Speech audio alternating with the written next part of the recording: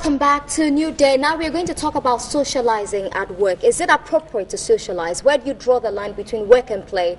Can you over-socialize? And is there any point where you say that, look, I've had enough of all these people and the gossip, so I'm going to toe a particular line, no more smiling around unnecessarily?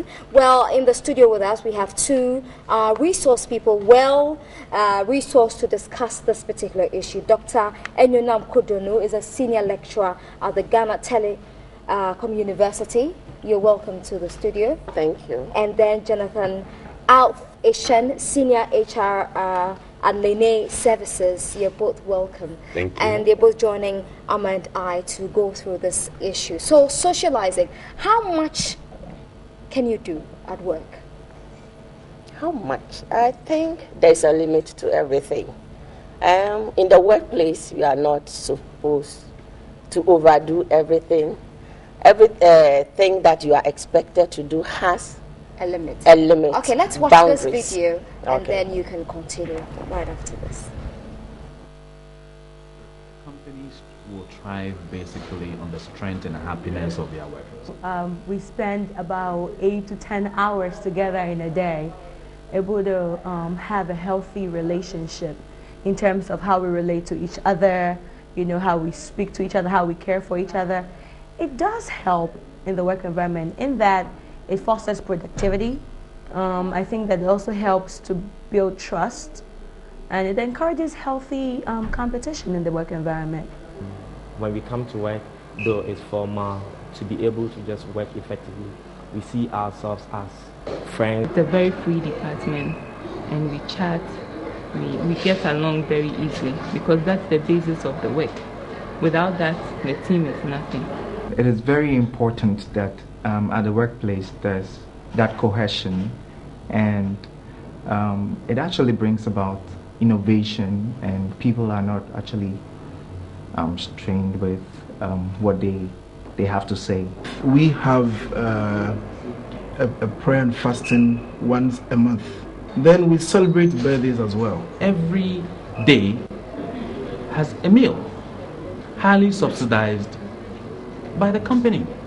Every last Friday of the month is a happy hour time. Okay? So we get staff going to dance at Zonto while starting the weekend very lovely with an happy hour. Working hours starts from 7:30 and ends at 5 o'clock. And by then you would have developed that relationship you need with them. So afterwards you hang out on Fridays. So many of the co-workers hang out. We go beyond just working and relating at the colleague level, but we're friends. But when you allow a bit of laughter, a bit of distressing, sometimes we joke around, you know, when you need to cry, you cry on each other's shoulders. We also try to meet outside of the workplace. You know, we attend each other's weddings and, you know, visit their homes. Sometimes management also organizes, it's called residential camping.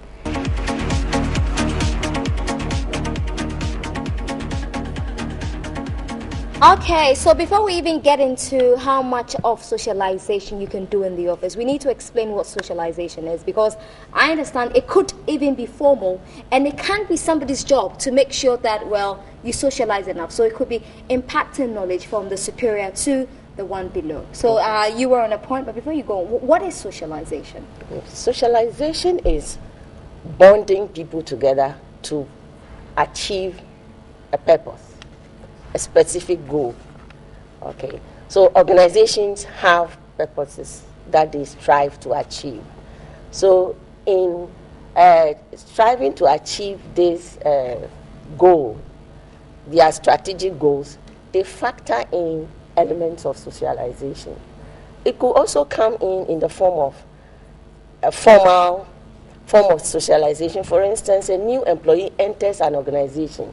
That new employee must be taken through orientation, and the orientation process is socialization, getting the people to know those that are already in the organization and what the organization, its history is, what is the organization's language.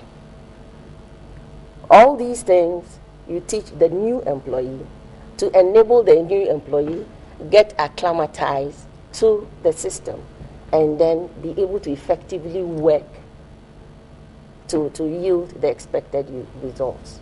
Okay, and what in your view is socialization? I see it as getting to know the norms of a group so that you'll be able to function effectively.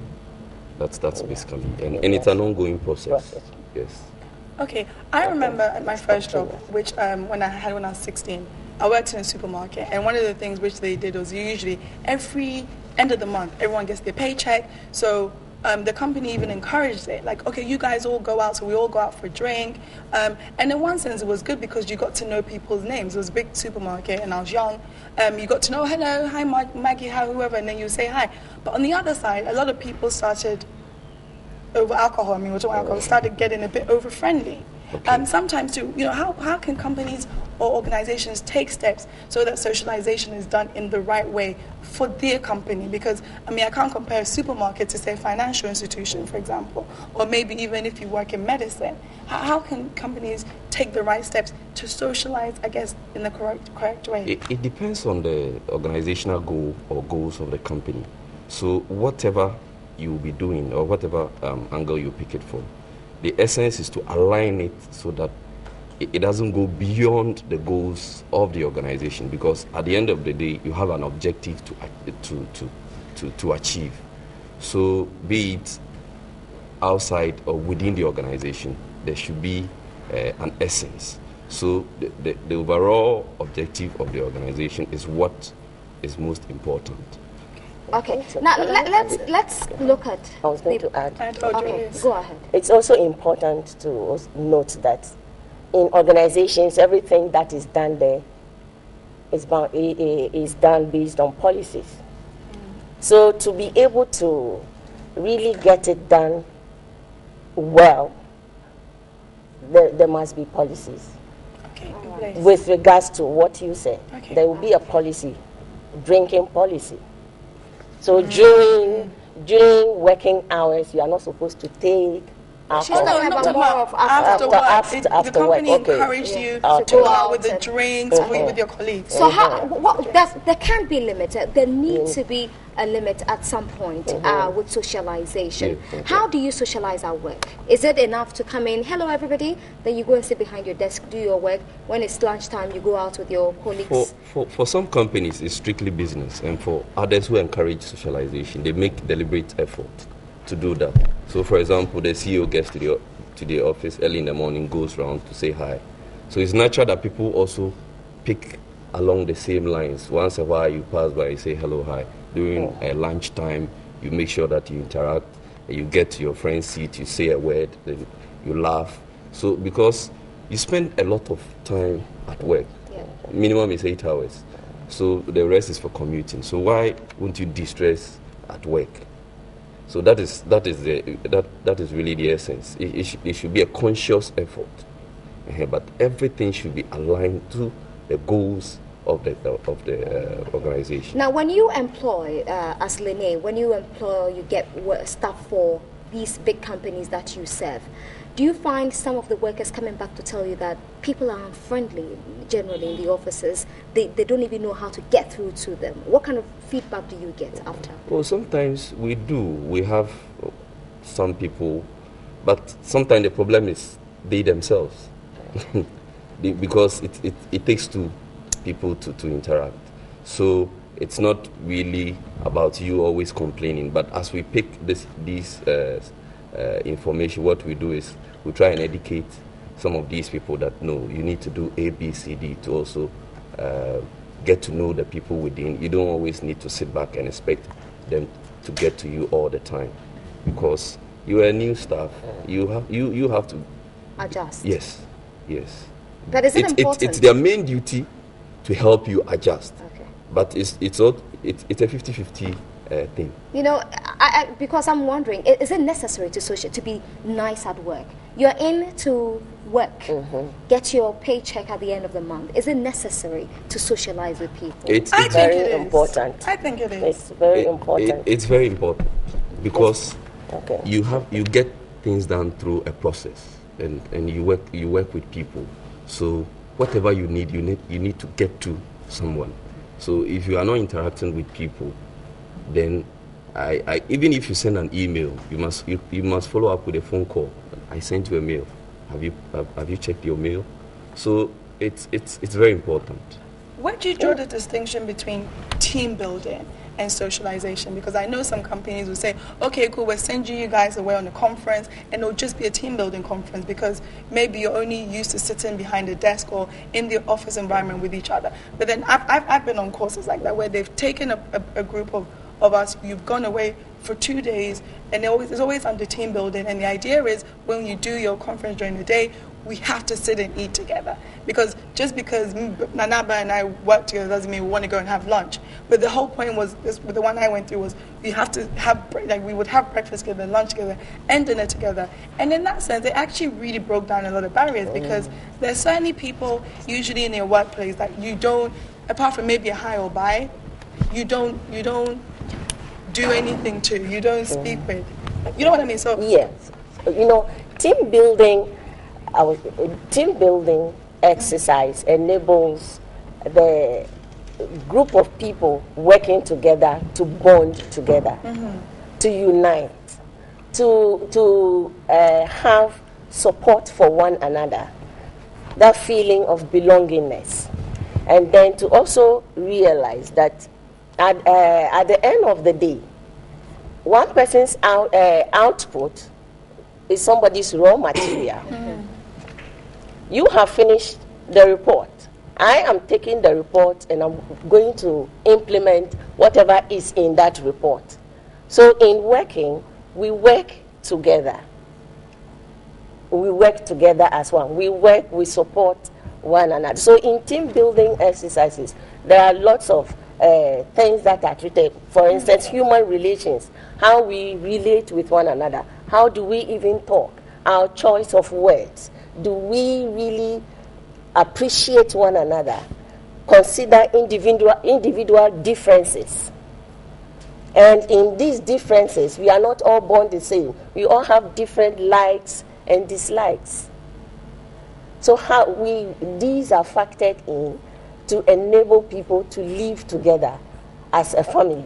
Okay. And at the same time to achieve a purpose. And as a practitioner, HR practitioner, Jonathan, you know that definitely you must draw a line somewhere. Yes. Definitely socialization has nothing to do with gossiping in the office. Yes. But you find a lot of that in the office. Yes. That is also a form of socialization, isn't it? Yes. So where do you draw the line? It depends on the individual. You have to create a boundary for yourself. To either join the gossip group. Yes, to either, because you also have a private life. There are things you should share, there are others you shouldn't share. So it depends on trust, it depends on loyalty and all. People can become friends within an organization and then move on to another organization, or some even lead to marriages and all that. So it depends on the circumstance. But if you find somebody you trust so well, and you can share a lot. Okay. What about over-socialization also leading to maybe affairs within the office? I think she wanted to comment. I wanted to make a comment. Okay, the gossip. I also want to add another term, grapevine. Yes. There are lots of things. There are certain times you need to know what is happening behind the scenes. So every data is data. Even if it's gossip data. Yeah, it's data to process. Okay. To know what to do, when, and what measures to take. Even if it is bad, what is being said is bad, you could use that to improve the system. My work as a consultant also. Example, you are effecting change in an organization, and the people are talking about it, or you have made a decision that is being implemented, and people are commenting about it. You will want to get the feedback. But that won't be the gossip. The gossip is when they start talking about another person's Like, hey, Benny private Blanco life. and Okay. Then Yes. maybe Yes. Amma and I will get into a discussion. Benny, do you know Benny's dating Sandra? No. That's right. But it happens in the workplace. Yes, it so does. that's It what I does. meant by It where does. do you draw It the does. line with socialization? Yes. Benny dating Sandra, and are the two in the same office? They're on the same set. The same set. On the same set. Yes. Excellent. So is it true? That's why I'm saying that every data is data. Yeah. So is it true? All right. We'll find out. But the truth is that every organization has a set of policies. So if the policy doesn't allow you to date, yes, then that is enough data. Yes. Yeah, so but, then one I don't person think my must question leave. has been answered. No. Gossiping like that would impact on the company's development. Instead of working, they're busy either on these days you have BB and BB WhatsApp, and you can do group chat. Yes. So they would rather be gossiping. That is also socializing. They're sitting behind Yes. the computer, sending messages across or BBing Yes. across. It definitely has a negative impact, or it will have a negative impact on the organization. So that I think that would be the negative side. Yes, because no organization will encourage people sending messages and meeting at corners and talking about this guy, this lady, is that. Exactly. So I think there should be clear-cut lines. Okay. And how easy is, of course, socialization will be very easy if there's nepotism in the system and cronyism. Yes. The mother is there, the father is there, the uncle is there, the child is there, the in-law is there. If it's a small Son-in-law. business, it depends on the size of the Big business. organizations. Big The business. father is CEO, the mother is MD, the children, and it happens. Not even just a family business. So how do you relate in those kind of I guess circumstances? As an individual, you that's what I said from the beginning. You have to set boundaries. Now, as soon as you find people engaging in such conversations, you have to find a way of withdrawing yourself, because you know that this is my boundary. I'm not supposed to go into people's life. Okay. Yes. And then you could also use that to counsel the people. You did not come here to gossip. You've come here to work. And then maybe revisit the target set for that person. Perhaps the person hasn't been occupied enough. That's why that person, individual, has those extra time. So that's why I said every data is data. It can be used to improve the system. Okay. What about sometimes also? Sorry, do you want to finish? Okay. You know, sometimes in organizations as well, because of socialization, it can lead to maybe harassment. It can lead to maybe, yes, we all socialize, but then taking that step too far. For example, you hear of sometimes some bosses or some ladies say, "Oh, my boss said that I should go have a drink with him for." Maybe taking advantage. Apart from that, socialization could also be walking into the office and a gentleman saying to you, "Oh, I love your bum in that trouser." No, in the US, sexual harassment. Sexual harassment. I don't know about Ghana, but it happens in Ghana. No, I'm saying that the you're laws. looking nice. I'm talking about our laws. Our But laws. these are offensive Do we words have or laws in languages. place in Ghana actually? I don't Yes, know. and it happens can a lot in the because if workplace it here leads in to Ghana. the person leaving the organization, somebody can sue you. I don't know. In Ghana? I don't know about Ghana, but it's Okay, but let's if talk you about have, because that once you can attitude establish. at workplaces in Ghana. That is also socialization. If you want people to be nice to the other. Well, your legs are looking nice, and it could be it happens. Oh, Mama wants to Sandra. remind us that she's got beautiful legs. No, if it's good for you, fine. But if you consistently say that, no, please, I don't like the way you use. Then you are considered anti-so. No, but I think that you can even report to HR, complain that please, I do not like the comments that this person gives me every day. I don't like it. I would want something to be done about it. I think here we cover up things. We have grown to endure and allow people to continue to harass us. And those because there are no repercussions, because we do not react to it, because we do not take the right steps to bring those people to book, we've opened the door for it to continue to happen. So you can even tell the person, if it is not sorted and the person continues, then you report formally Nana made a good or point. informally.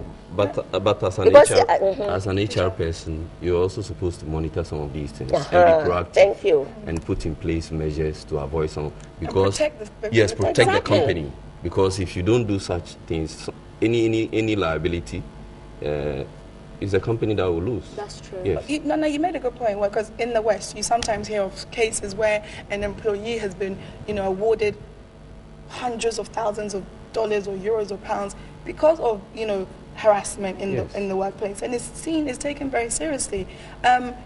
Do you think we'd ever have maybe laws and stuff in Ghana? Because as I don't know, we don't have laws to protect. Yes, we'll get there because in this age of smartphones, who knows? Yeah. Whatever you say, somebody, video. yes, somebody will be recording. Okay. So if you go and deny somewhere that I never said that, the person will just play it to you. Exactly. Yes. Anyway, we have to say thank you a lot for your time. Dr. And just Sandra and Benny are not dating. Oh no, it was just an example we gave. They are not.